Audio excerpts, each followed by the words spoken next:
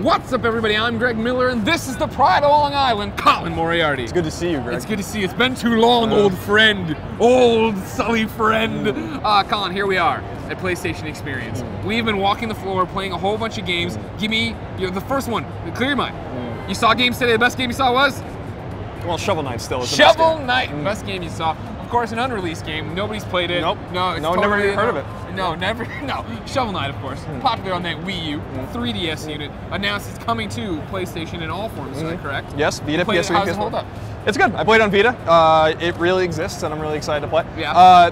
It feels the same. It looks the same. I think it's gonna be right at home on Vita. All right. Talked about it in another video. I won't go on and on about it, but it was really exciting. There was another Vita game that I played that was maybe even more exciting because you've never seen it before. Was Severed. Oh yes, Severed. The trailer showed today during the show. I screamed out in excitement, and no one joined me because I don't think people understood that these guys who made this game are Drinkbox, who made Guacamelee, who made Mutant Blobs. They have a great pedigree for PlayStation games. Yeah, and I don't know how you couldn't know because the game's game's like art style Guacamelee. is Guacamelee. Yeah. But it's really cool, man. It's like a first-person kind of a dungeon crawler. Yeah. And you use the touchscreen to attack enemies in all sorts of different ways. And it's usually you say touchscreen, I say no, that's a no-go. I'm not going to do that. But this one for me worked.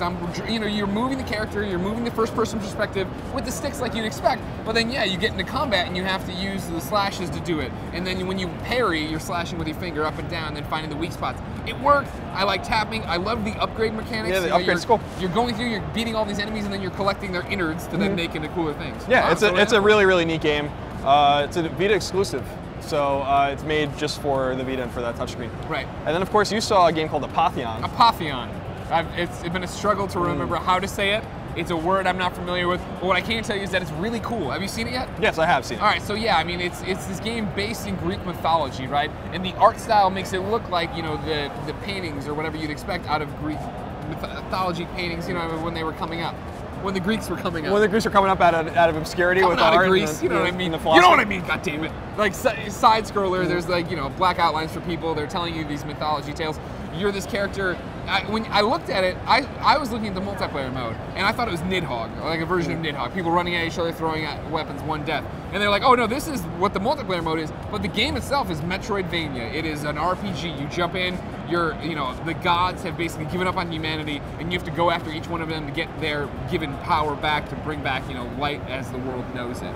And you go up against all these horribly twisted, sexualized people, and people are like, that'd be really weird. And then they put up the actual Greek myth that it's all based on, and they're like, this is why that guy has a giant erection, because of this Greek myth. Oh, so it's very accurate. Very accurate. Very accurate. Very accurate indeed. And then the final game that we'll talk about right this minute anyway is Super Stardust Ultra. Oh yeah, Super Stardust Ultra. On PS4. Yeah. It's more Stardust. That's all you want. That's all I care about. Yeah. What a great formula. Going around that globe. Obviously, Housemarque makes Resogun and all these other games, but this is really what they were known for. Yeah. And it's cool that it's back. It's kind of a hybrid of HD on PS3 and Delta on Vita. It's kind of a continuation of it. So it's a very familiar game. But lots of, I think, 9 modes, 5 planets. Some co-op, split-screen co-op, I think, for the first time, or split-screen co-op, or competitive rather as well, which is cool. Gotcha. Up to 4 players, I think it accommodates. Now you said that was the last one. Is there another one? I'm gonna lob this up. You let me know if you had different plans for it. What about Adventures of Pip? Oh, Adventures of Pip. Adventures of Pip, I ran into at PAX not too long ago. You've seen it somewhere else as well. This is the first time I ever played it. Oh, okay. So yeah, Adventures of Pip, you've heard me talk about it then hopefully before because you watch every IGN video. You start as a 1-pixel guy. This witch is showing up. She's taking out all these 16-bit people, but you only have 1 bit, so she wasn't looking for you. You get to evolve from 1 pixel to being a 16-bit character to being a 32-bit. You're all over the place. It's a cool formula. Feels right. I think the wall jumping's a little off. It's still early in development. Right. But it's a really, really cool idea. Yeah. And it's pretty too. I like pixel art, obviously. Yeah, Pixar's beautiful. It's a cool idea. Keep an eye out for that one. They're doing it on PS4, and maybe we'll see it on Vita in the future as well. But maybe not. But definitely on PS4. I think they're shooting for like early summer. Yeah, that's what they're saying. Something like that. Maybe March or May. I remember there was an M month. It was M. May.